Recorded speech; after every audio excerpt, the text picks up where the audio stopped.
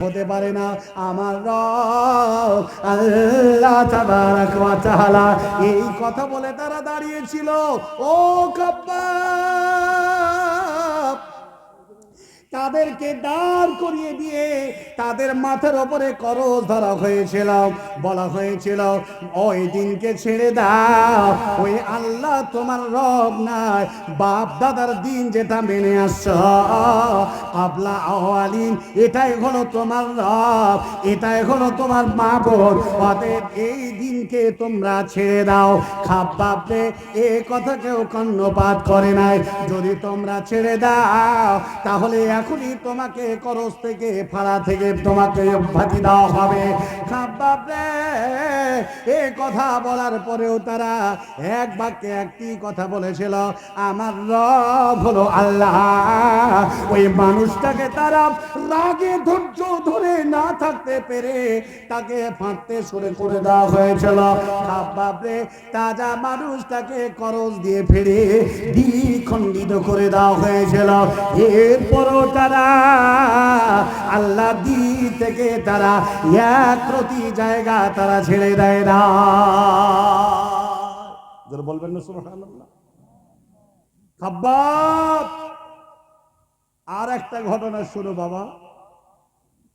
এমনি করে আমার রব আল্লাহ এ কথাটাই শুধু তারা বলেছিল, এই বলা থেকে তারা দূরে সরে যায়নি। তাদের ইমানি স্পৃহা, ইমানি জজবা, ইমানি কুওয়া, এদের তাকওয়াত দেখে তারা ক্রোধে ক্রোধান্বিত হয়ে ধৈর্য না ধরতে পেরে তাদের উপরে আজ শাস্তির উপরে শাস্তি, দ্বিগুণ ত্রিগুণ তাদের উপরে শাস্তি চালিয়েছিল। শোনো খাব্বাব বিন, তোমার মতো মানুষ আল্লাহ এক, পয়গম্বর এক, তার উপরে তারা ঈমান এনেছিল। এই কথা বলার কারণে তাজা মানুষটাকে দাঁড় করিয়ে দেওয়া হয়েছিল, আর তাজা মানুষের শরীর থেকে লোহার চিরুনি দিয়ে আঁচড়ে আঁচড়ে মাংসগুলোকে আলাদা করে দিয়েছিল। তাজা মাংস হাড্ডি থেকে তাজা মানুষের কেটে দিলে কেমন যন্ত্রণা হয়নি বাবা। এরপরেও তারা আমার রব আল্লাহ, আমার রসুল হলো আমার, এ কথা বলা থেকে তারা দূরে সরে যায় নাই। ও বাবা খাব্বাব রে, না জানি তোমাদের উপরে এমন নির্যাতন নাকি এসেছে, এখনো নির্যাতন আসে না। আর তোমাদের নবী মুহাম্মদুর রাসূলুল্লাহ, জোরে বলেন সাল্লাল্লাহু আলাইহি ওয়াসাল্লাম, এখনো জীবিত আছে। হতাশা হয়ো না, চিন্তিত হয়ো না, ভয় করো না। আলা নাসরুল্লাহ কারীব, আল্লাহ সাহায্য তিনি করবে।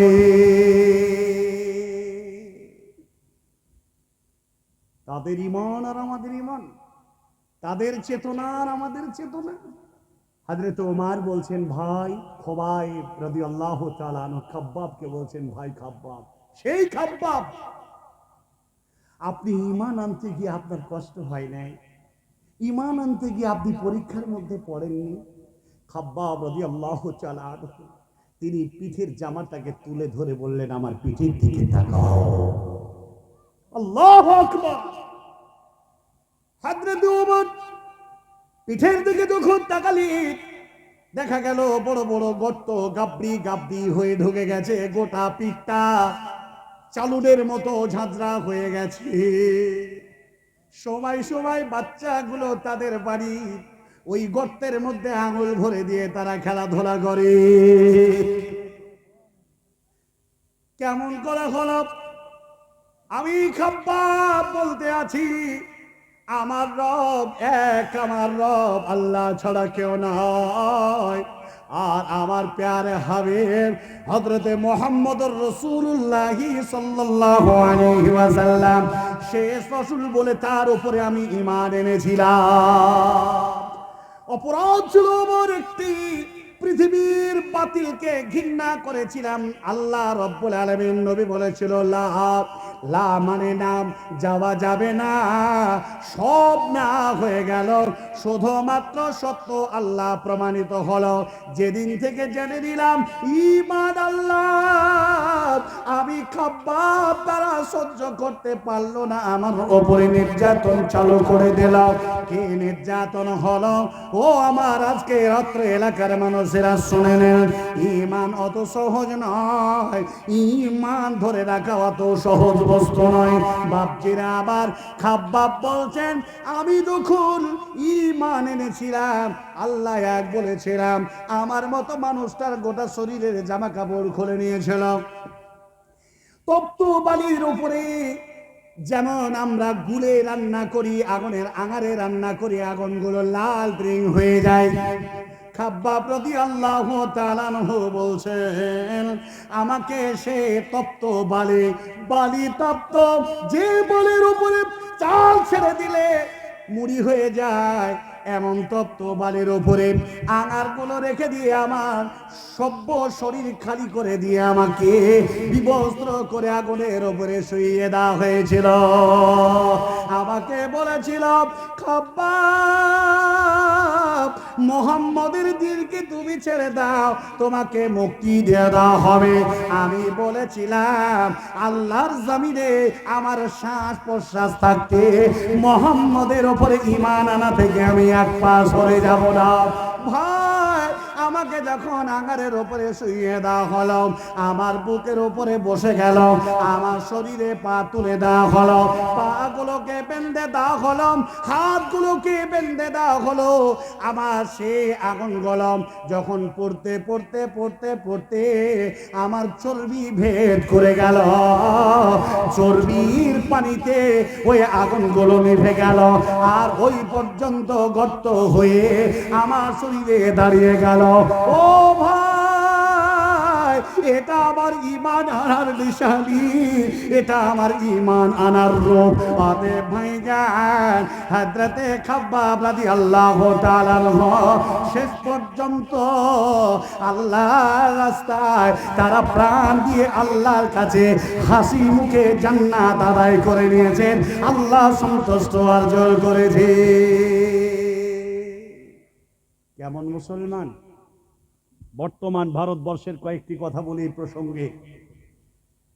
আপনি কোন ঈমানের অধিকারী? আপনি যে বলেছেন তোমার রব কে?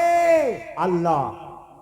এই কথা বললে তোমাকে সুদ ছাড়তে হবে, এই কথা বললে তোমাকে ঘুষ ত্যাগ করতে হবে, এই কথা বললে তোমার উপরে বুনিয়াল ইসলাম আলা খামসিন, এই পাঁচটা স্তম্ভের মধ্যে একটি স্তম্ভ তুমি বলেছো আমার রব আল্লাহ, আর বলেছো তোমার নবী হযরত মুহাম্মদ রাসূলুল্লাহ সাল্লাল্লাহু আলাইহি ওয়াসাল্লাম তোমার রাসূল, ঈমান এনেছো। চারটি কাজ তোমার উপরে অবধারিত হয়ে গেছে। কি? ওয়া ইকামিস সালাত, নামাজ তোমার জন্য লাজিম হয়ে গেছে। ওয়া ইতাইজ যাকাত, এবং তোমার মাল থাকলে যাকাত ওয়াজিব হয়ে গেছে। ওয়াসাম রমাদান, রমজানুল মুবারক মাস আসছে, তোমাকে রোজা তোমার জন্য ফরজ হয়ে গেছে। আর তোমার সামর্থ্য থাকলে 5 নাম্বার স্তম্ভ হলো অর্থ ব্যয় করে আল্লাহর বাইতুল্লাহকে পরিক্রমা করা, হজ সম্পন্ন করা। মুসলমান, শুধুমাত্র আল্লাহ আমার রব এ কথা বলে বসে থাকলে হবে না।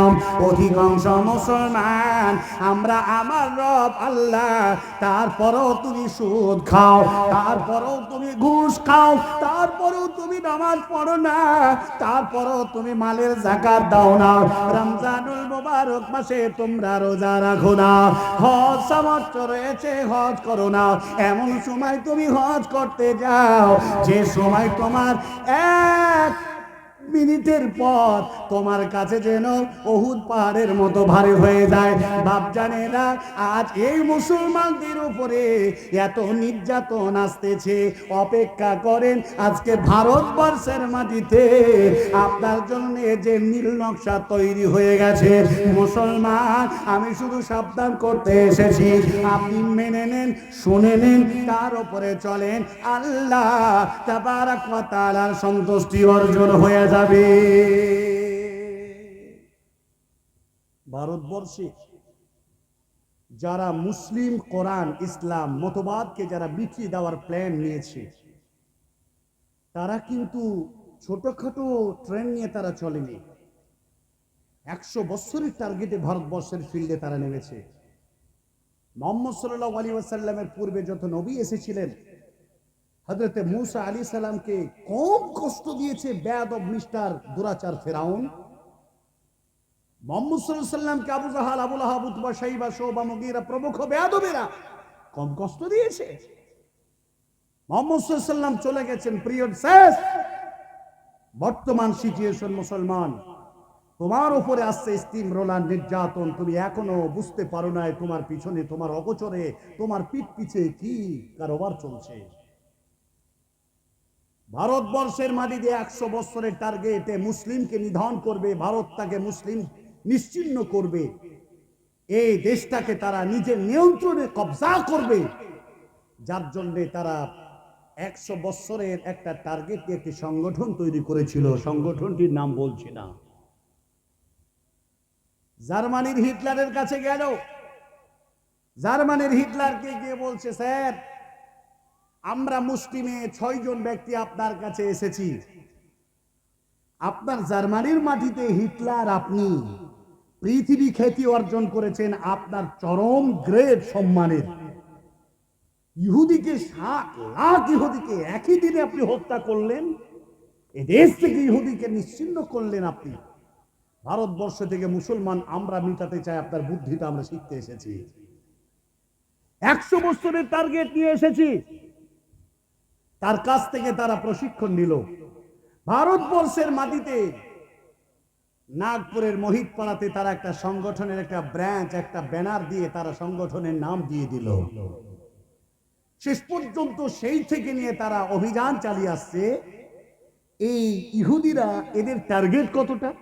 এই শয়তানরা, এই কুফফারেরা, এদের টার্গেট কতদিন? 100 বছর। তারা বাঁচবে কি বাঁচবে না, সে মরে যাবে, তার উত্তরসূরি যারা থাকবে তারা মুসলমানদেরকে দেশ থেকে বহিষ্কার করবে। এই প্ল্যানে তারা একটা ইউনিট তারা তৈরি করেছিল। প্রথমত তারা গোধরা কাণ্ড করলো, মক্কা মসজিদ কাণ্ড ঘটালো, বাবরিকে শেষ করলো, জ্ঞানবাপী মসজিদের বাদে লেগেছে। আজকের খবর পেলাম আদিনা মসজিদ নাকি এটা মন্দির ছিল, ওরা মন্দির বানাবে, এটাও তাদের একটি আজকে প্রকাশ পেয়েছে। তাদের 100 বছরের টার্গেটে ভারতবর্ষ থেকে কোরআন থাকবে না, মুসলমান থাকবে না, মসজিদ থাকবে না। 2025 সালে তাদের 100 বছর পূর্ণ হবে। 24 সালে যদি তারা ক্ষমতার শীর্ষে এসে যায়, আমি আপনাকে চ্যালেঞ্জ করে বললাম, মুসলমানদের এই ভারতবর্ষে বসবাস করা খুব কঠিন হয়ে দাঁড়াবে। কিন্তু একটি কথা জেনে রাখবেন, মুসলমানরা ভারতবর্ষের মাটিতে বেঁচে থাকবে তারাই, ভারতবর্ষের মাটিতে বুক ফুলিয়ে তারাই রাজ করবে, যাদের বুকে ঈমানি জজবা আছে। জোরে বলেন ইনশাআল্লাহ। আপনাদের এখন বর্তমান এনআরসি চালু হয়ে গেছে। NRC, NPR, CA amendment bill pass হয়েছে, এই কথা ঠিক, কিন্তু এনআরসি চলছে। ডিটেনশন ক্যাম্পগুলো সুসজ্জিত করা হচ্ছে। আসামের মাটিতে বিভিন্ন জায়গায় ডিটেনশন ক্যাম্প এরিয়া ভিত্তিক সেটাকে নির্মাণ করা হয়ে গেছে। তাদের ভিতরে ভিতরে জেনোসাইড তারা চালু করে দিয়েছে। হ্যাঁ মুসলমান, ভালো করে শুনে দেখেন কথা। এনআরসি চালু হয়েছে, একটি কথা আপনাকে বলি, প্রত্যেকের বাড়িতে বাড়িতে গভর্নমেন্টের পক্ষ থেকে হোক আর কারো পক্ষ থেকে হোক, আপনার ঘর থেকে হোক, আপনার ভাই হোক, যে কেউ আপনার ঘরে আসুক না কেন, বলবে আপনার আধার কার্ডের সাথে আপনার প্যান কার্ডের লিঙ্ক করুন, আপনার আধার কার্ডের সাথে ভোটার কার্ডের লিঙ্ক করুন। লিঙ্ক করা আছে কিনা আমরা একটু যাচাই করে দেখতে চাই, আপনার আধার কার্ডটা নিয়ে আসেন। যদি আপনার লিঙ্ক না থাকে তাহলে আপনাকে লিঙ্ক করানোর জন্য আমরা আপনাকে এক প্রসেস আমরা দিতে চাচ্ছি। আমি আপনার কাছে বলতে চাই, আজকে ইউটিউবের পর্দায় আজকে বুদ্ধিজীবী মহল, মুসলিম অমুসলমান, তারা প্রত্যেকেই ভারতবর্ষের এনআরসিকে তারা বয়কট করার জন্য তারা বলেছে একটি কথা, যে যেই আসুক না কেন আপনারা আধার কার্ড কাউকে দেবেন না, প্যান কার্ড কাউকে দেবেন না, ভোটার কার্ড কাউকে দেবেন না, আপনার নাগরিকত্বের পরিচয় আপনারা তাদেরকে দেখাবেন না। বলে কি বলবেন? তাদের সাথে খারাপ আচরণও করবেন না, তাদেরকে মারবেনও না, তাদেরকে গালিও দেবেন না, আর বলবেন ভাইজান আমি ভারতবর্ষের কনস্টিটিউটের, এই ভারতবর্ষের একজন নাগরিক, ভারতবর্ষের সংবিধান জানার অধিকার আমার রয়েছে। অতএব কেন আমাদের কাছে আপনারা জানতে এসেছেন, নিতে এসেছেন? আপনি কে? আমি আপনাকে দেখাতে রাজি নই। অতএব কেন দেখাচ্ছে? যদি এটা এনআরসি, এনপিআরসি, এনএমএম বিল যদি এটা হয়ে থাকে, আমি ভারতবর্ষের নাগরিক, আমার এই আন্দোলন শুরু করব। আন্দোলন করতে গিয়ে বৃহত্তর থেকে বৃহত্তর আন্দোলন আমরা শুরু করব। তারপরে শেষ পরিণতি যা হবে সেটা দেখা যাবে। আমি আপনাকে আমার আধার কার্ড, ভোটার কার্ড দেখাবো না। জোরে বলেন ইনশাআল্লাহ। বর্তমান আসবে, বর্তমান আসবে। প্রিয় ভাই সকল, আজকে আজকে তাদের মনোরথ পূর্ণ করার এক টার্গেটে নিয়েছে। ভুলে গেছেন তারা 100 বছরের টার্গেট নেওয়ার পরে রাজস্থানের মাটিতে কি এক কুকীর্তি ঘটিয়েছিল আমরা সব জানি। মুসলিম মিল্লাতকে সমান অধিকার, সুবিচার, নিরাপত্তা থেকে তাদেরকে বঞ্চিত করেছে। কথা ঠিক কিনা? প্রিয় ভাই সকল, রাজস্থানের মাটিতে কোরআন তেলাওয়াত করতেছিলেন মৌলানা সাইদ খুরশিদ, মৌলানা হাফিজ কারি সাইদ খুরশিদ রাহিমাহুল্লাহ। দরওয়াজায় আঘাত, আবদ্ধ ঘরে কোরআন তেলাওয়াত করতে আছে। আপনারা যেমন শুনতে আছেন তেমনটি শুনতে ছিল শ্রোতারা। আর তিনি সুন্দর করে শ্রলিত আওয়াজে কোরআন তেলাওয়াত করতেছিলেন। হঠাৎ দরওয়াজায় আঘাত। কে? দরওয়াজা খোলা হলো। দেখা গেল সশস্ত্র বাহিনী কয়েকজন নররাক্ষস শয়তানের রূপ ধারণ করে তারা এসে বলে, এখানে কোরআন মাজিদ পড়তেছিল কে? কোরআন চলবে না, আমরা কোরআনের আওয়াজকে বন্ধ করতে এসেছি। কোরআন কে তেলাওয়াত করতেছিল? মৌলানা সাইদ খুরশিদ রাহিমাহুল্লাহ। তিনি বললেন, আমি কোরআন তেলাওয়াত করতেছিলাম।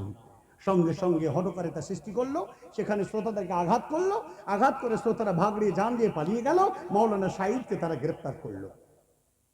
গ্রেপ্তার করার পরে বলছেন, হুজুর আপনি আপনার মুখটাকে একবার হা করেন। হাই রে দুরাচার, বেয়াদব, শয়তান, এদের এদের কারোবারগুলো কত নোংরা, এরা কত বড় শয়তান সম্পৃক্ত ব্যক্তি। তারা বলছে মুখটা হা করুন। তারা মুখ হা করালেন জোর করে। হা করার পরে তাদের ছুরি দিয়ে তার জিভটাকে কেটে দিল। জোরে বলে ইন্না লিল্লাহি ওয়া ইন্না ইলাইহি। মাওলানা সাইদ খুরশিদ রাহিমাহুল্লাহ জুবান দিয়ে খাসি কাটা রক্তের মতো রক্ত নির্গত হতে আছে। ছাড়া হলো না। হুজুর সময়ে সময়ে বেহুশ হয়ে যাচ্ছিলেন। আর তার উপরে তাকে অলঙ্গ করে তার নাভির নিজের সম্ভ্রম দাদু পর্যন্ত তারা ছুরি দিয়ে কেটে নিল। বাকিরা আমার, বন্ধুরা আমার, তাজা মানুষের জিভ যদি কেটে না হয়, নাভির নিচের সম্ভ্রম মানুষের লজ্জা স্থান যদি কেটে না হয়, তাহলে মানুষটার কি পরিণত হবে? শেষ পর্যন্ত বেহুশে জমিনে পড়ে গেলি। মাওলানা সাইদকে তুললো, কাঠের আঙার আগুন জ্বালালো। হযরতে খব্বাবকে যেমন আগুনে শুয়ে চর্বিতে আগুনগুলো নিভে গেছিল, এত আগুন তিনার পক্ষে নিভানো সম্ভব হলো না। শেষ পর্যন্ত মাওলানা সাইদ খুরশিদ রাহিমাহুল্লাহ শাহাদাত বরণ করলেন। জোরে বলেন ইন্না লিল্লাহি ওয়া ইন্না ইলাইহি। ভাইরা আমার, বন্ধুরা আমার, আজ মুসলমান কেন এগুলো হচ্ছে? এর প্রতিবাদ কি হবে? আল্লাহ তাবারাক ওয়া তাআলার রাসূলকে আবু জাহাল, আবু লাহাব, উতবা, শাইবা তৎসহ সেই পিরিয়ডের বেয়াদব মুশরিকরা বিশ্ব নবীকে হত্যা করার জন্য তারা ওত পেতেছিল। যারাও জানতো না নবী কেমন, কোনদিন নবীর সঙ্গে তাদের সরজমিনে সরাসরি সাক্ষাৎ হয় নাই। আল্লাহর নবী একটি গাছের তলায় শুয়ে আছেন, আর গাছের তলায় তরবারিটা গাছে লটকায় দিয়েছি। কেননা মুসলমান, আমরাও ভারতবর্ষের মুসলমান, আমাদের দেশের ল সংবিধান রয়েছে। একজন মুসলিম তার 8 ইঞ্চি ছুরি বা চাকু নিয়ে ঘুরতে পারে। আপনি আপনার সংবিধান খবর জেনে নিতে পারেন, এটা আপনার সংবিধানে রয়েছে। মুসলমান একজন নয়, হিন্দু নয়, প্রত্যেকটা মানুষ হিউম্যান। তারা আত্মরক্ষার জন্য তারা তাদের ছুরি বা ভুজালি নিয়ে রাখতে পারি। সেই জামানায় বিশ্বনবী জনাবে রাসূলুল্লাহ শুধু নয়, সেই পিরিয়ডের প্রত্যেকে তরবারি নিয়ে ঘুরতো, তাদের সংবিধানে ছিল। আল্লাহর নবী তরবারি নিয়ে গাছের উপরে লটকে দিয়ে তার নিচে শুয়ে আছে। একজন কাফের এলো, বিশ্ব নবীকে মারার প্ল্যান ছিল তাদের মাথার ভিতরে। আমরা জানি সেই কুফফার এসে তরবারিটা হস্তে ধারণ করলো। বিশ্ব নবী আমার জেগে গেলেন, আল্লাহর নবীকে বলছেন, ওগো মুহাম্মদ, আবার হাত থেকে আজ তোমাকে কে রক্ষা করবে? আল্লাহর নবী বলেছিলেন, আমাকে আল্লাহ রক্ষা করবে। আল্লাহ রক্ষা করবে এ কথাটাতে যে ত্রাস তার ভিতরে ঢুকে গেছিল, যে ভয় যা করেছিল, সঙ্গে সঙ্গে তার হাত থেকে তরবারিটা থরথর করে কাঁপতে কাঁপতে পড়ে গেল। আল্লাহর নবী উঠাই নিলেন, বিশ্ব নবী উঠানেন। ওঠানোর পরে বলছেন, ওগো তুমি বলো আজ তোমার কাছে তোমাকে আমার হাত থেকে কে রক্ষা তোমাকে করবে? বেয়াদব করেছিল, সে সময় বেয়াদবি করেছিল বলে বেয়াদব বললাম। সেই ব্যক্তি বলেছিল, আমাকে বাঁচালে আপনি বাঁচাতে পারবেন। কেন বলেছিল? আল্লাহ তাবারক ওয়া তাআলার তাওহীদ, আল্লাহ যে রব, উলুহিয়াত, রুবুবিয়াত, এ সম্পর্কে তার ন্যূনতম কোনো কনসেপ্ট ছিল না। শেষ পর্যন্ত বলল, মুহাম্মদ আপনি আমাকে বাঁচাতে পারেন। আল্লাহর নবী বলেছিলেন, আমি মুহাম্মদ রাসূলুল্লাহ সাল্লাল্লাহু আলাইহি ওয়াসাল্লাম পৃথিবীর কোন মানুষকে হত্যা করতে আসিনি রে বাবা, আমি শুধুমাত্র একমাত্র আমার রব তার পরিচয় দিতে এসেছি। আমি তার শেষ রাসূল হযরত মুহাম্মদ সাল্লাল্লাহু আলাইহি ওয়াসাল্লাম, আমি তার রাসূল, এটা বোঝাতে এসেছি। বাড়ি চলে যাও, ক্ষমা করে দিলাম, বাড়ি চলে যাও। বাড়ি চলে গেল। বাড়ি চলে যাওয়ার পরে গোত্রের লোকেদের কাছে পৌঁছিয়ে বলছেন, আমি আজকে এমন একটা মানুষের কাছে গেলাম, যে মানুষটাকে হত্যা করার জন্য আমি দিন নয় রাত নয় হত্যা হয়ে ঘুরেছিলাম। এই মুহাম্মদ তাকে হত্যা করার জন্য আমি অত্যন্ত ছিলাম। আমার আজকের গোত্রের লোকেরা তোমরা শুনে নাও, এমন মানুষটাকে তোমরা মেরো না, এমন মানুষটাকে তোমরা হত্যা করে না, গালি দিও না, পাগল নয়। তিনি এমন একটি মহান মানব, সাধারণ কোন মানুষ নয়। বিশ্ব নবী জনাবে রাসূলুল্লাহ যারা বলেন সাল্লাল্লাহু আলাইহি ওয়াসাল্লাম, তিনি হলেন এক হৃদয়গ্রাহী মানুষ, কমল হৃদয়ের মানুষ, যার হিতাহিত জ্ঞান আছে, মানুষকে ক্ষমা করতে ভালোবাসে। অতএব চলো যাই, আমরা তার শরণাপন্ন হই, তার কাছে গিয়ে আমরা ঈমান আনি। ভাইরা আমার, বন্ধুরে আমার, শেষ পর্যন্ত তারা ছুটে এলো। আসার পরে বিশ্ব নবীর কাছে তারা ডুকরে ডুকরে কেঁদে বলে, ইয়া রাসূলুল্লাহ, জীবন ভোর আপনার বিরোধিতা, দ্বিচারিতা, ধৃষ্টতা করে এসেছি, আপনি আমাদের ক্ষমা করে দিন এবং দয়া করে আপনার মুহাম্মদের মহাব্বতের যে কালিমা, আল্লাহর পরিচয়, আপনি তার রাসূল, তার মন্ত্রটা আমাদের পাঠ করায় দিন। আল্লাহর নবী বললেন, যারা বলেন লা ইলাহা ইল্লাল্লাহ মুহাম্মাদুর রাসূলুল্লাহ, আশহাদু আল্লা ইলাহা ইল্লাল্লাহ ওয়াহদাহু লা শারীকা লাহু ওয়া আশহাদু আন্না মুহাম্মাদান আবদুহু ওয়া রাসূলুহু। ভাইরে আমার, বন্ধুরা আমার, ও আজকের বুড়িহান, ও আমার উত্তর দিনাজপুর অত্র এলাকার গ্রামবাসী যারা এসেছেন, ভালো করে কথাটা আপনি কর্ণপাত করে শুনে নেন। পৃথিবীর মাটিতে যত মানুষ এসেছিল মুহাম্মদের আদর্শে, সাল্লাল্লাহু আলাইহি ওয়াসাল্লামের আদর্শে, তারা যারা একবার বুঝে নিয়েছে, তাদের জীবনটাকে রঙিন করে নিয়েছে। ভাইরে আমার, বন্ধুরে আমার, আজকে মুসলমানদের এই দুরবস্থা হওয়ার পিছনে বেশ কিছু কারণ খুঁজে পেয়েছি। এক নাম্বার কারণ হলো এটা, মুসলমানরা আল্লাহ তাবারক ওয়া তাআলার কোরআনুল কারীমকে তারা ছেড়ে দিয়েছে, বিশ্ব নবীর অমীয় বাণীকে ছেড়ে দিয়েছে, এদিকে পর্দায় রাখে না, সন্তানদেরকে নামাজের জন্য বলে না। আল্লাহ তাবারক ওয়া তাআলা আজকে অকৃতজ্ঞ বান্দা হিসাবে আমরা আল্লাহর জমিনে বিচরণ করছি। প্রিয় ভাই, মা, বোন, বেটি, শুনে নাও, আজকে মুসলমানদের মধ্যে আজকে এই যে আজ নোংরামি আচরণ, সেটা হলো কি, আজ আমরা পাপে পাপে পাপে পাপে আমাদের জীবনটাকে কালো কালো কলুষিত করে ফেলেছি। আমাদের ভিতরে ঈমান বলতে খুঁজেই পাওয়া যায় না। ভাইরা আমার, বন্ধুরা আমার, আজকে মুসলমানদের চরিত্র দিকে অমুসলমানরা নাক ছিটকায় কেন? মুসলমানদের চরিত্রের ভিতরে থাকবে মুহাম্মদ সাল্লাল্লাহু আলাইহি ওয়াসাল্লামের বিহেভিয়ার, চরিত্র, রাসূলের আদর্শ।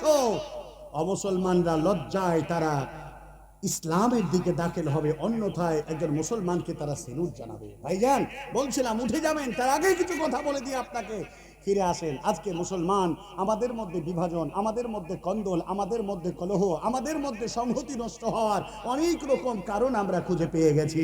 আজকে আমাদের মধ্যে ঐক্য নেই, আমাদের মধ্যে আদর্শ নেই, আমাদের মধ্যে এক ফিরকা মতবাদ মাযহাবী কন্দলে আজকে টোটাল সংহতিকে, সমাজকে আমরা নষ্ট করে দিয়েছি। হালাল হারাম বুঝি না।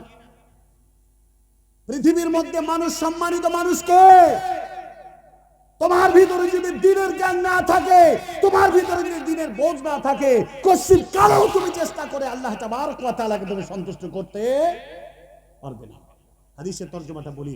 হযরত আবু হুরায়রা রাদিয়াল্লাহু তাআলা আনহু তিনি বলছেন, হযরত আবু হুরায়রা রাদিয়াল্লাহু তাআলা আনহু বলছেন, ইয়া রাসূলুল্লাহ, পৃথিবীর বুকে কোন মানুষটা সবচাইতে বেশি সম্মানিত? আল্লাহর নবী বলেন, সবচাইতে সম্মানিত মানুষ হলো সেটাই যে ব্যক্তি হলো সবচাইতে গাঢ় ঈমানদার। সাহাবারা বললেন, ইয়া রাসূলুল্লাহ, আমরা বুঝলাম গাঢ় ঈমানদার, কিন্তু আমরা এটা আপনাকে জিজ্ঞাসা করি নাই। বিশ্ব নবী বলছেন, তাহলে এই মানুষটা হলো সবচাইতে আল্লাহর কাছে সম্মানের, তার নাম হলো হযরত ইউসুফ আলাইহিস সালাম। নবী ইউসুফ এত সুন্দর চেহারা ছিল।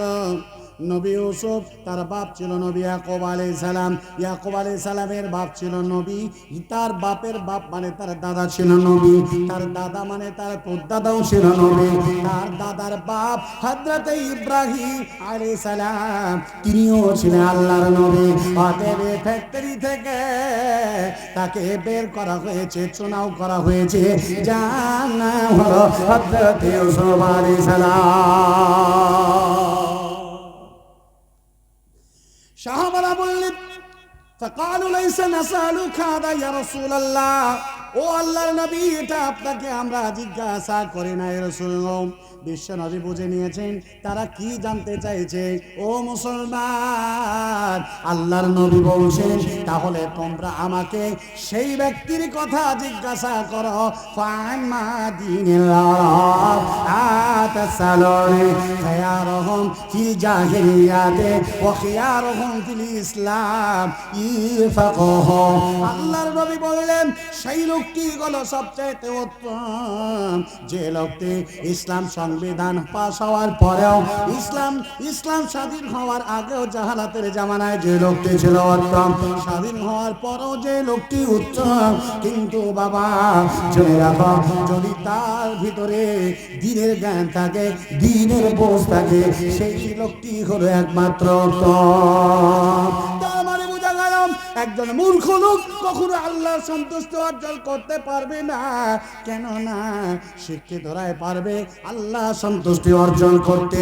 তার মানে হলো, মূর্খকে শিক্ষিতকে বিশ্বনবী বলে দিয়েছেন, মাস্টার হোক, ব্যারিস্টার হোক, হাকিম হোক, উকিল মুক্তার হোক না কেন, যে হোক না কেন, তার ভিতরে যদি দ্বীনের জ্ঞান না থাকে, ওই লোকটি হলো বড় মূর্খ।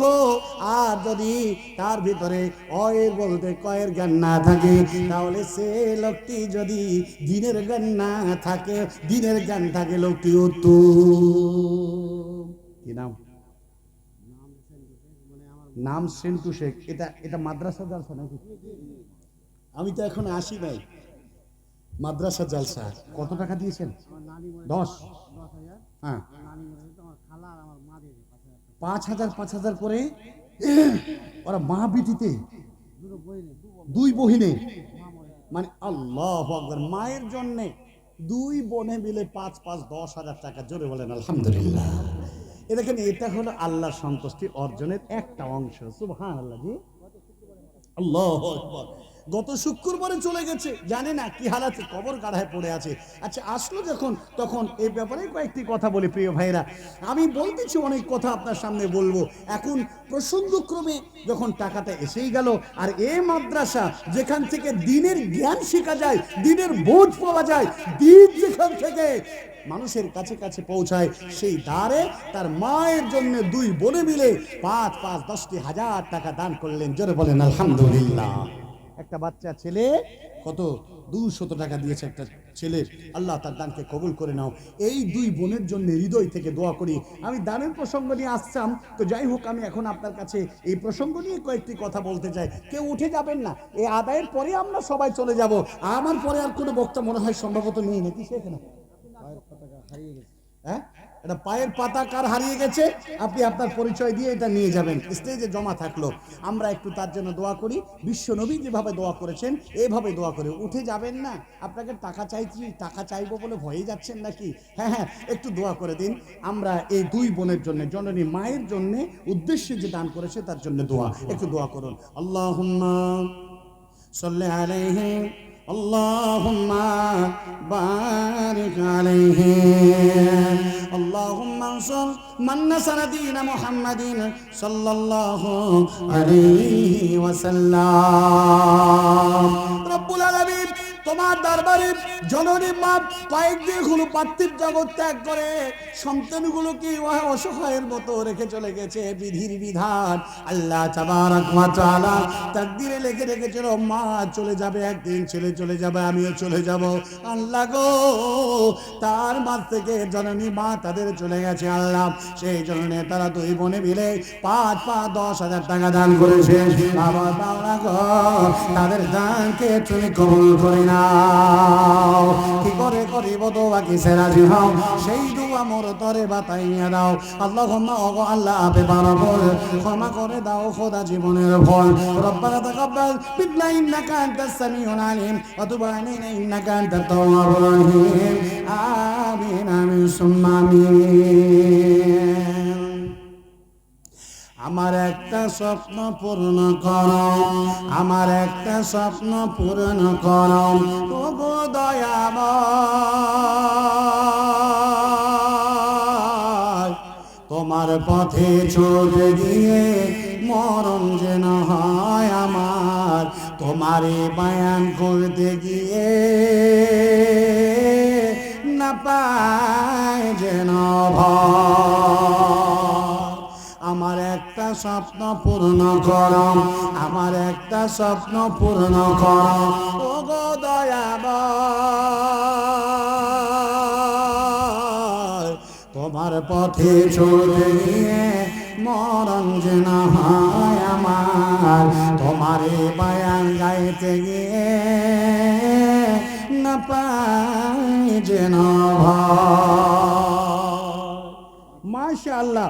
আর একজন কত, 5,000, কি নাম, কে দিয়েছেন আপনি নাকি সেখানে? মাশাআল্লাহ মাশাআল্লাহ।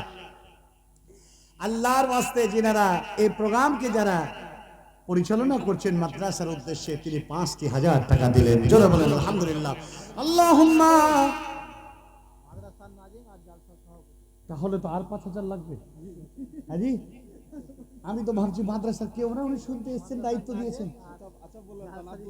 না না, আর 2,000 না, দুই রকম যখন আছেন তার 5,5,10।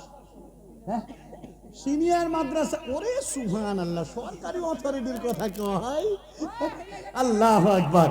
যাই হোক, যে কথা বলতেছিলাম, যে কথা বলছেন, আর 5,000 দিবেন ইনশাআল্লাহ। ইনশাআল্লাহ বলে দেন কি আছে জীবনে। মাশাআল্লাহ।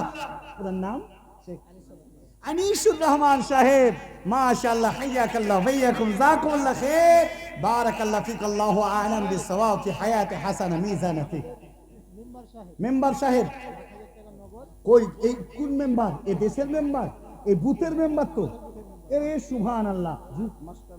মাস্টার মুজিবুর রহমান। কিসের মাস্টার? উনি সিনিয়র মাদ্রাসা প্রাইমারি। কত আছে স্যার? 5,000 আর 5,000 দিন আপনি আর কি করিয়েন না, আমার বড় মুখখান ছোট করেন না, আর 5,000 দিন ইনশাল্লাহ বলে দেন।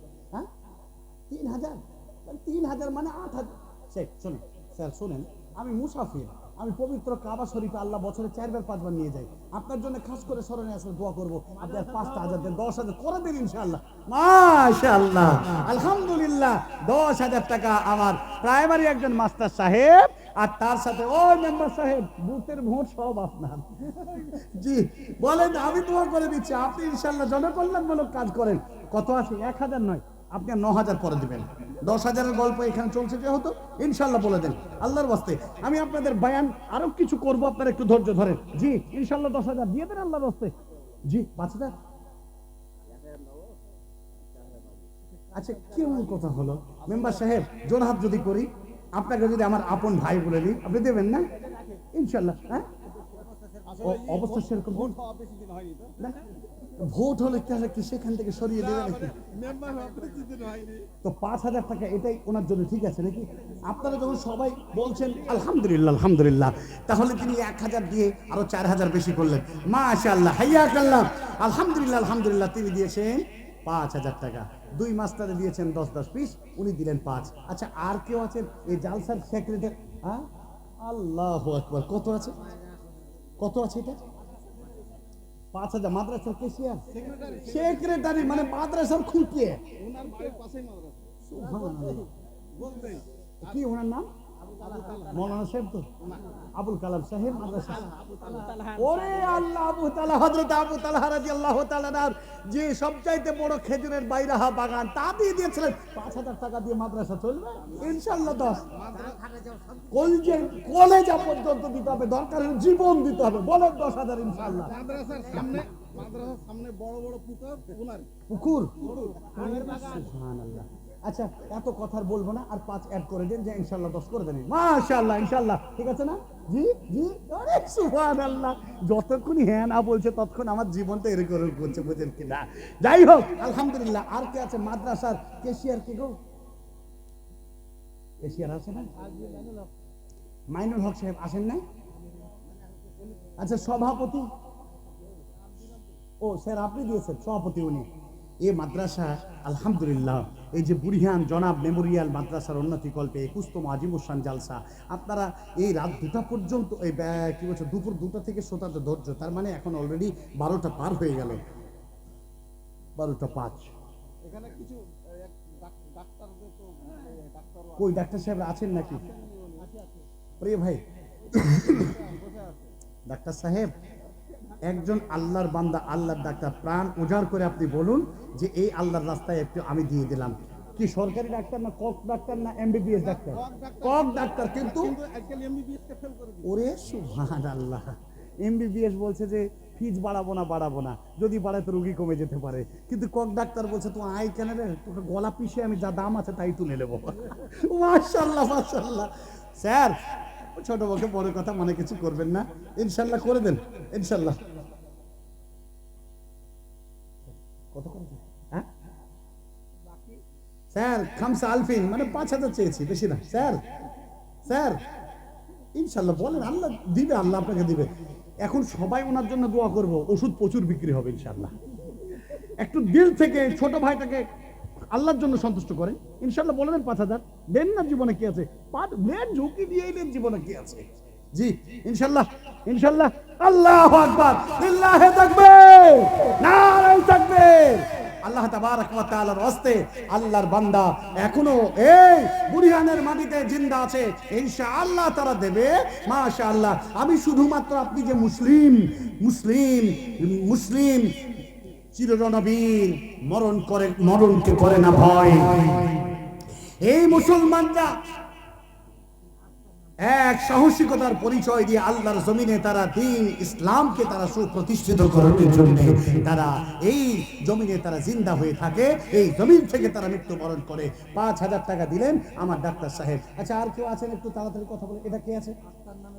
আক্তার নামে। কোথায় উনি? উনি নেই, 500 টাকা বাকি।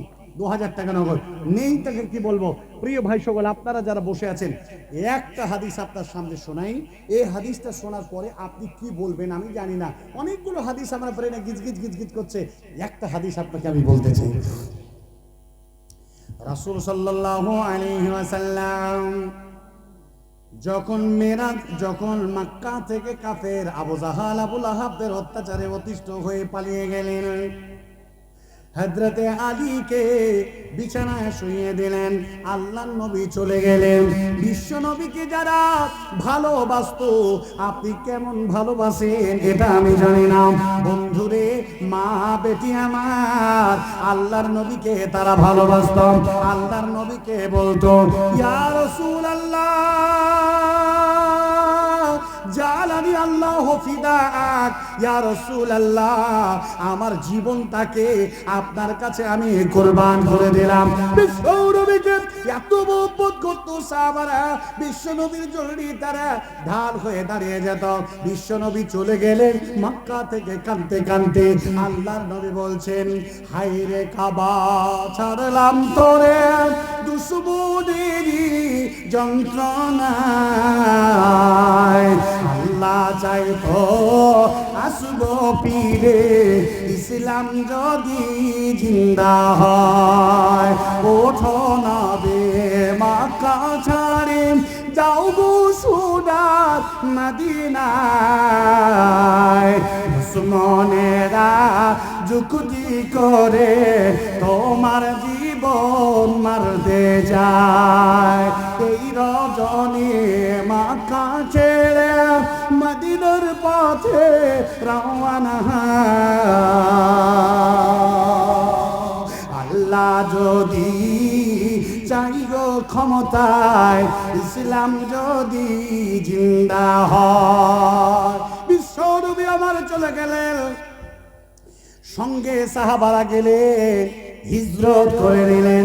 বিশ্ব নবী আমার যখন মদিনার মাটিতে পৌঁছালেন, আর পেছনে আছে অনেকগুলো হিজরত করে নেওয়ালা আল্লাহ দরদি রাসূল প্রেমিক ভালোবাসা সাহাবা। একজন সাহাবীর হাতকে ধারণ করলেন, যার নাম হলো হযরতে আব্দুর রহমান বিন আওফ। বিশ্ব নবী আব্দুর রহমানের হাতকে নিলেন। আর সেই মদিনার মাটিতে বিশ্ব নবীকে যারা সবচেয়ে বেশি সাহায্য করেছিলেন তাদের নাম হলো আনসার। ওই আনসারদের মধ্যে একজন আনসার সাহাবী, যার নাম হলো সাদ রাবিউল আনসার। আল্লাহর নবী আব্দুর রহমানের হাত দিলেন, সাদ রাবিউলকে ধরলেন, বলছেন, ও সাদ রাবিউল আনসার, এটা তোমার আপন ভাই, ভাই বলে তুমি মেনে নাও। আমি বিশ্ব নবী তোমার আপন ভাই পাঠিয়ে দিলাম। আমরা যেমন দোস্ত পাঠিয়ে দিয়েছি, আমরা যেমন নেমে সই পাঠিয়ে দিয়েছি, বিশ্ব নবী আমার আনসারীর হাতে একজন মুহাজিরিনকে তুলে দিলেন। হাদিসটা বুখারীতে এসেছে, প্রথম খণ্ডে এসেছে, দ্বিতীয় খণ্ডের মধ্যে এসেছে।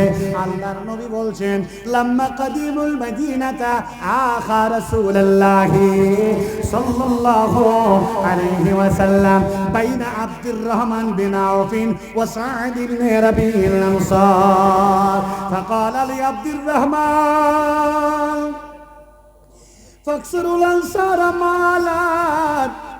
আব্দুর রহমান বিন আওফকে যখন ভায়াচারি করে দিলেন, আনসারী মেনে নিলেন, আপন ভাই বলে মেনে নিলেন। আর এই আনসারী তখন বলছেন, ফাকাল আলী আব্দুর রহমান, ও ভাই আব্দুর রহমান, ফাকসারুল আনসার মালাত, মদিনার মাটিতে আমার চেয়ে বেশি মালের অধিকারী আর কেউ নাই, আমি হলাম বড় লোক। ও ভাই আব্দুর রহমান, যতগুলো মাল আমার তুমি দেখছো, ফাকসিম মালি নিসফাইনে, আমার মালকে দু অংশ তুমি করে দাও। এক অংশের মালিক তুমি হয়ে যাও, আর এক অংশের মালিক আমি রয়ে যায়। বন্ধুরে আবার এরপরে ক্ষান্ত হয় নাই।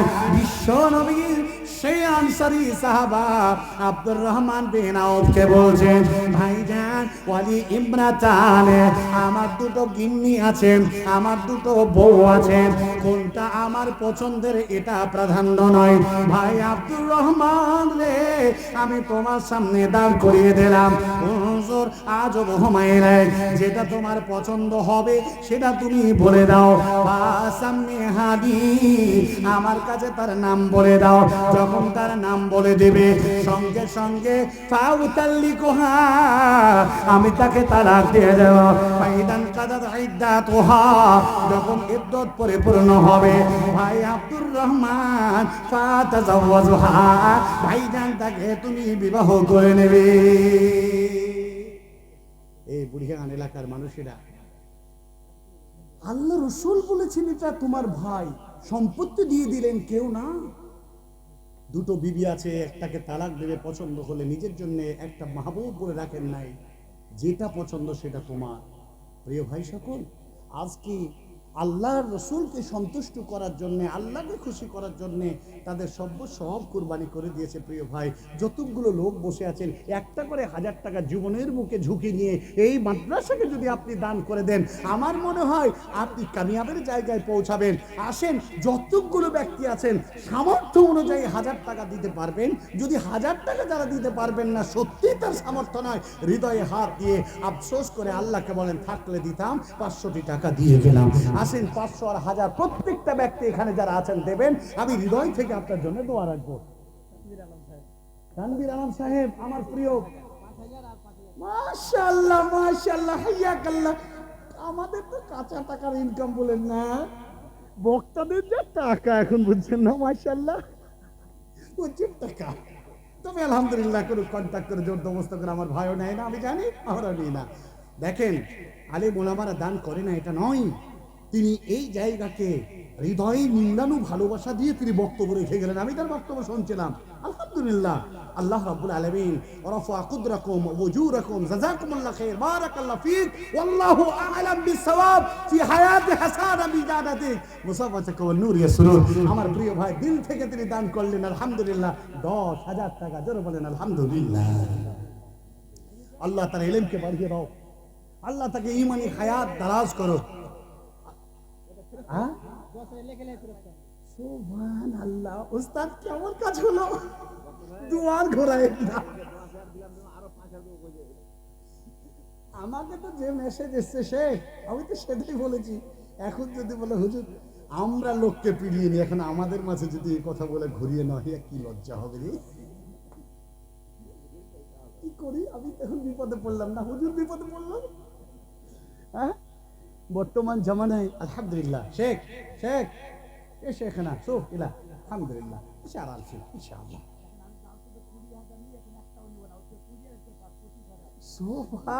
সুবহানাল্লাহ, ইন্নামাস সালাকিদ দুনিয়া ওয়া কুতকাতিল আখিরা। হুজুর 5000, আপনারা কি খুশি? খুশি আপনারা? সেই আসলে চাকরিও নাই, কিছু নেই, আলহামদুলিল্লাহ এর উপরে নির্ভর। যদি আপনারা বলেন যে না 5000, আলহামদুলিল্লাহ। 20,000 আপনাদের কাছে লিবেন, 5 দান করছি তাই বলছে। তার মানে উপরন্তু ওটাও দান। হ্যাঁ, আলহামদুলিল্লাহ বাবু, একবারে আপন নাতি নানার বাড়ি, আপন নানার বাড়ি নাকি? সুবহানাল্লাহ, আপন ভাগ্নে আপনাদের, আল্লাহু আকবার। সাহেব তাহলে কি 5 এর উপরে বেশি বললে জুলুম হবে, তাই না? ওরে সুবহানাল্লাহ, নারায়ে তাকবীর। আরে জোরে বলেন না, নারায়ে তাকবীর। আলহামদুলিল্লাহ আলহামদুলিল্লাহ। এমন আলেম ওলামা খুব কমই দেখতে পাওয়া যায়। আল্লাহু আকবার। নানার দেশের নারীর বাড়ির জমির মা, যে বাড়িতে জন্ম নিয়েছে, যে জমিনে জন্ম নিয়েছে, মা শৈশবকালে এই জমিনে হেঁটে বেরিয়েছে, সেই মায়ের ফসল হলো সেই সন্তান। সেই নানির নাতি নিংড়ানো মায়ের বেটির পেট মুছা সন্তান। আহা, নারীকে যে সন্তানের ভালোবাসা। আমার প্রিয় শেখ তানভীর আলম আল ইসলাহি, আল্লাহ তাকে তুমি খতিবের জামানায়, আল্লাহ তার ইলমকে তুমি তারাক্কি করে দাও, ইলমকে বাড়িয়ে দাও। ওয়ারাফা ইলমাকুম ওয়ারাফা কুদরাকুম ওয়ারাফা উজুরাকুম। আল্লাহু আকবার। তাকাব্বালাল্লাহু ইয়া রাব্বাল আলামিন। দিল থেকে একটু দোয়া করি। এখানে 500 টাকা একটা বাচ্চা দিয়েছে, 100 টাকা, আল্লাহ তার দানকে কবুল করে নাও। সকলে একটু দোয়া করি। আলহামদুলিল্লাহি রাব্বিল আলামিন والعاقبة للمتقين والصلاة والسلام على أشرف الأنبياء والمرسلين نبينا محمد وعلى آله وصحبه أجمعين اللهم صل عليه اللهم بارك عليه اللهم انصر من نصر دين محمد صلى الله عليه وسلم رب العالمين তোমার কাছে গভীর রজনীতে প্রার্থনা করি আল্লাহ আমার ভালোবাসার ভাই আল্লাহ তানবীর আলম ইসলাহি মাবুদ মাওলা গো আল্লাহ এই নানা নানির জমিনে আল্লাহ মাদ্রাসার ছাত্র শৈশবকালে মাবুদ মাওলা 10,000 টাকা দান করেছে আল্লাহ তার দানকে কবুল করে নাও রিজিকে বারাকা বাড়িয়ে দাও ঈমানে মজবুত করে দাও আল্লাহ প্রগাঢ়ভাবে তার ভিতরে এমন ঈমানি জজ্বা বাড়িয়ে দাও মানুষদেরকে যেন দ্বীনের দাওয়াতের তাবলীগ যেন আর বেশি বেশি করে করতে পারে আল্লাহ গো তার মা তার নানা নানি আত্মীয় স্বজন যারা পৃথিবীতে বেঁচে আছে তাদেরকে তুমি আল্লাহ ঈমানি হায়াত দারাজ করো আর যারা দুনিয়া ছেড়ে চলে গেছে মাবুদ আল্লাহ তাদেরকে নাজাতের ব্যবস্থা করে দাও রব্বানা তাকাব্বাল মিন্না ইন্নাকা আনতাস সামিউল আলিম আপনাদের গ্রামের মন্ত্রী গায়ের মন্ত্রী তো হয় না দেশের মন্ত্রী হয় হ্যাঁ কই মন্ত্রী সাহেব সুবহানাল্লাহ সালাম আলাইক একবার একটু মোলাকাত করি তাল তাল হেনা এসে আসেন না একবার আসেন ও চাচা একবার আসেন ওরে সুবহানাল্লাহ ওকে হ্যাঁ আসেন একবার আসেন শোনেন এই লাকাব পৃথিবীর কেউ পায় না ভোট দিয়ে মন্ত্রী হয় ভোট না দিয়ে মন্ত্রী বলেছে আলহামদুলিল্লাহ বলেন আর 500 দিন যে জীবনে যা আছে আছে ওরে আল্লাহ মন্ত্রীরা বলে প্রধানমন্ত্রী বললে আমরা সব দিয়ে দিত আলহামদুলিল্লাহ হ্যাঁ মাদ্রাসার খাদেম হ্যাঁ আলহামদুলিল্লাহ আলহামদুলিল্লাহ চরম খুশি হলাম ভাই আপনাদের কাছে 500 টাকার 1000 টাকা চেয়েছিলাম জি এই ছেলেগুলো যে আজকে ইউটিউব থেকে আজকে ফেসবুক লাইভ বা ইউটিউব করছে এদের জন্য আপনারা দোয়া করবেন এটা বড় কুরবানি আজকে ওদের চ্যানেলগুলোকে যেখানে দেখবেন সাবস্ক্রাইব আর ভিউ আর লাইকে সব একবার ভরপুর করে দিবেন প্রিয় ভাই সকল বলছিলাম যে কথা আল্লাহ তাবারক ওয়া তাআলাকে একটি কথা বলেছি আল্লাহ সন্তুষ্টি সালাম আলাইকুম ওরে আল্লাহ এক জান্নাত চেহারা গো জি ভাই 20 কেজি ভুট্টা আর 500 দেন না দেন আরে সুবহানাল্লাহ তো একদিনের টোটো ভাড়া দিলেন নাকি ইনকাম হ্যাঁ একদিনের আর 500 দেন না দিলেন আল্লাহু আকবার আর 500 আর 50 কিলো ভুট্টা দিয়েছে নাকি 20 কিলো ভুট্টা আলহামদুলিল্লাহ আর কেউ টোটো চালায় আর জি বলছিলাম যে ইউটিউবার ভাইরা কিছু দিবেন ইউটিউব ভাইরা ফলো করব তো আসলে দেবে ইনশাআল্লাহ দেবেন বলছিলাম আপনারা যতজন ব্যক্তি বসে আছেন পারবেন 500 করে টাকা দিতে আল্লাহর ওয়াস্তে এত কঠিন ব্যাপার 500 টাকা দেই কাছে যদি থাকে দিতে পারেন যদি থাকে দিতে পারেন আসলে আসে একটু ডেকে নেব জালসা কমিটি এখানে আছে সেক্রেটারি আব্দুর রহিম উনি তো ছিলেন নেই জালসা কমিটি সেক্রেটারি আব্দুর রহিম সাহেব একটু সামনে আসেন আব্দুর রহিম সাহেব সহ সেক্রেটারি আবু শামা ভাই কোথায় আব্দুল বাসির সভাপতি এজাহার আলী সহ সভাপতি হেকারুল হক মন্ত্রী সাহেব আপনাকে মন্ত্রী এমনি বানানে নাম ফেকারুল মানে আপনি গোটাটাই ফেক তাই বলছে এরা এটা আসলে ফেক নয় আপনার মূল্য আছে আলহামদুলিল্লাহ আল্লাহর কাছে মহিরুদ্দিন ক্যাশিয়ার সাহেব মাস্টার মুজিবুর রহমান কে আছেন দিয়েছেন এবং খৈরুল আলাম হ্যাঁ আল্লাহু আকবার জগতের উত্তম ব্যক্তি মাশাআল্লাহ প্রিয় ভাই সকল আমরা দীর্ঘ সময় ধরে আপনাদের কাছে আলোচনা রেখে গেলাম কি শেষের দিকে যাব নাকি কিছু বয়ান করব হ্যাঁ যাদেরকে ডাকলাম আপনারা আসেন আমি এই কটা কথা বলবো আপনাদের যাদের ডাকলাম তারা আসেন আজিজুর রহমান সাহেব, মা বোন যে যেখানে আছেন আপনারা শোনেন, একটা তথ্য আপনার কাছে শোনাই। পৃথিবীর বুকে আজকে সবচাইতে বড় গুনাহ, এত গুনায় ছেয়ে গেছে, কলুষিত হয়ে গেছে দেশ, সেটা হলো জিনা। পৃথিবীতে জিনায় জিনায় জিনায় জিনায় ভরপুর। মুসলমানদের সমাজে এত জিনা, এত জিনা, আল্লাহু আকবার। জিনা যারা